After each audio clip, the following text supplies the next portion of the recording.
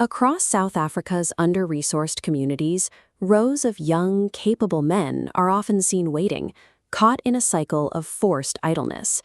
3.9 million people between 15 and 24 are disconnected from employment, education, or training, representing over 1/3 of the youth population.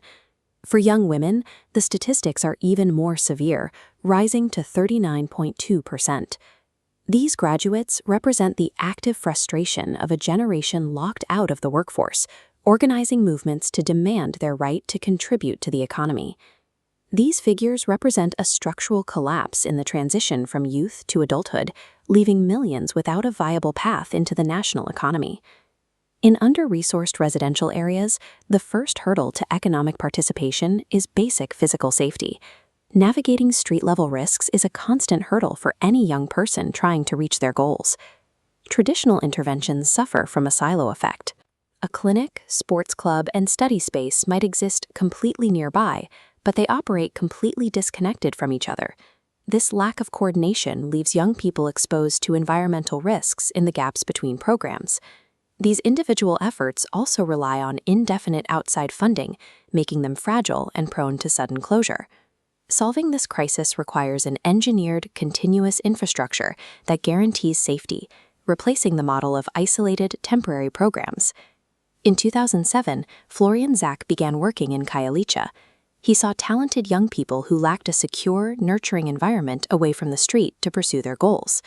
He began organizing community football tournaments to act as a highly attractive, safe gathering point for the neighborhood. The tournaments grew so fast they proved a massive, unmet demand for organized safe spaces where youth could connect without risk. This initiative evolved from simple games into a permanent facility called a Safe Hub, a space designed by youth for youth to provide long-term stability.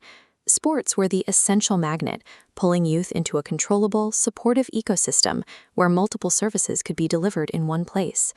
Every Safe Hub operates a childhood-to-career pipeline, bundling development stages under one roof. The early path provides childhood care, education, and healthcare.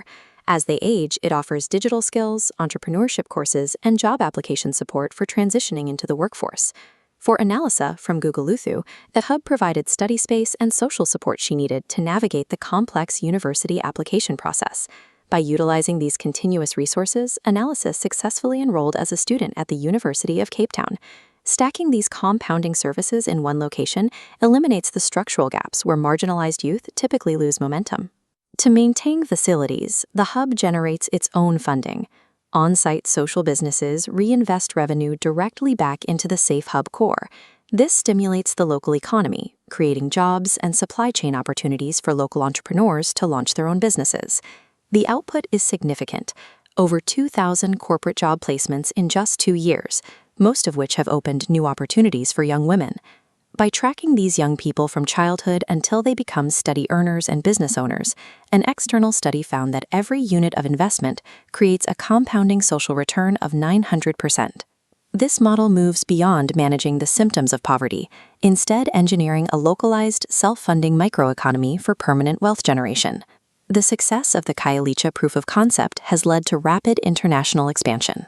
The model is now operational in 20 locations globally, with adaptations serving communities in Germany, the United States, India, and Côte d'Ivoire. While the core framework remains constant, the specific services are co-developed with local communities to ensure the model fits distinct cultural and economic needs. Solving systemic inequality requires a proven, flexible framework that empowers local ownership rather than relying on top-down mandates.